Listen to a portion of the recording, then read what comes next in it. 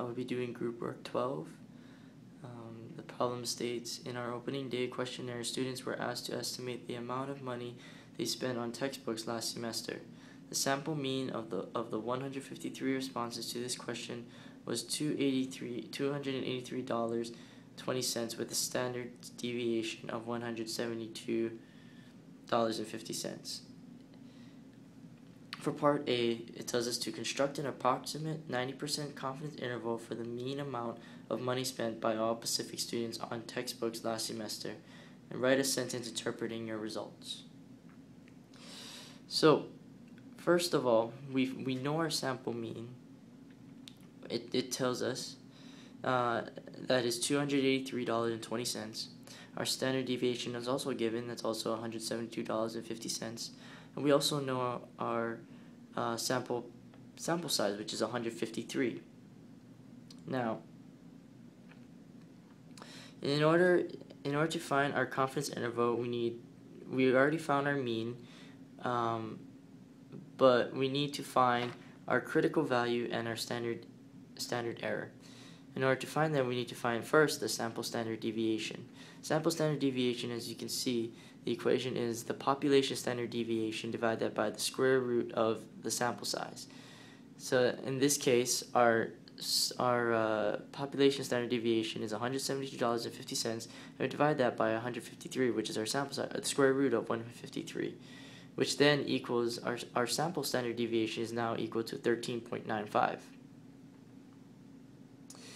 And so now, in order to find the critical value, we look at the 90%. In order to find a 90% critical value, we look on the T-chart for our 90% critical value. So again, the equation for confidence interval is the mean plus or minus the critical value times the standard error.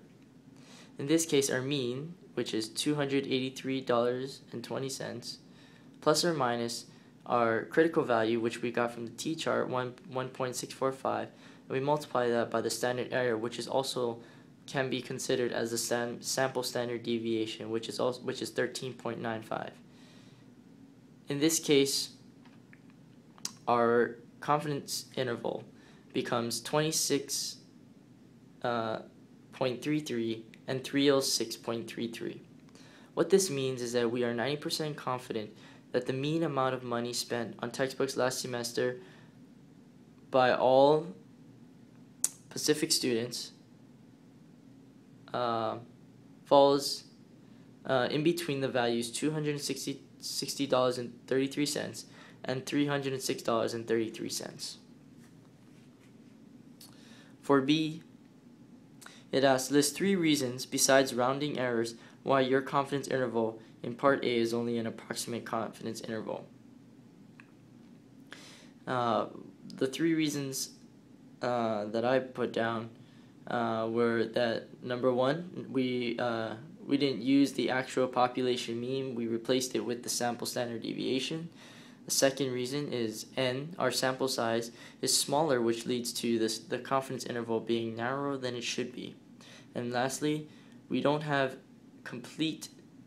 the complete degrees of freedom on the T-chart, so we're just using the 90% critical value.